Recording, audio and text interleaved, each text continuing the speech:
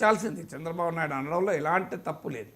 ఎందుకంటే ఒక ప్రభుత్వము ఈజ్ నాట్ ఎ బ్యూరోక్రసీ. ప్రభుత్వం ఇది పొలిటికల్ ఆర్గనైజేషన్. డెమోక్రసీలో ప్రభుత్వం అనేది కేవలం బ్యూరోక్రసీ కాదు. డెమోక్రసీలో ప్రభుత్వం అనేది ఒక రాజకీయ రూపం, అదొక రాజకీయ భావన, అదొక రాజకీయ entity.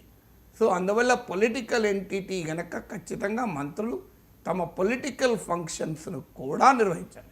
Of course e governance ఫంక్షన్స్ను political ఫంక్షన్స్ను mix చేయకూడదు. కానీ మంత్రులపైన పొలిటికల్ ఫంక్షన్స్ బాధ్యత కూడా ఉంటుంది. ఎందుకంటే వారు అధికార పార్టీ లేదా అధికార కూటమికి చెందిన నాయకులు. వాళ్ళ అధికారంలోకి రావటానికి మూలము ప్రత్యర్థుల్ని రాజకీయంగా ప్రజల నుంచి దూరం చేయడం, ప్రజలు ఎక్స్పోజ్ చేయడం ద్వారా కదా. అందువల్ల ఖచ్చితంగా చంద్రబాబు నాయుడు తన మంత్రుల నుంచి అది పొలిటికల్ ఫంక్షన్ ఎక్స్పెక్ట్ చేయడం ఎట్టి పరిస్థితుల్లో తప్పు కాదు.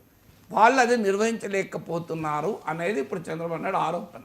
మరి అది అసమర్థత లేక అదేమైనా లోపాయికారి రిలేషన్ ఏమైనా ఉందా, లేదా జగన్మోహన్ రెడ్డి ఓడించాలి, ఆ భూస్థాపితం కావాలి అన్న చంద్రబాబు నాయుడుకున్న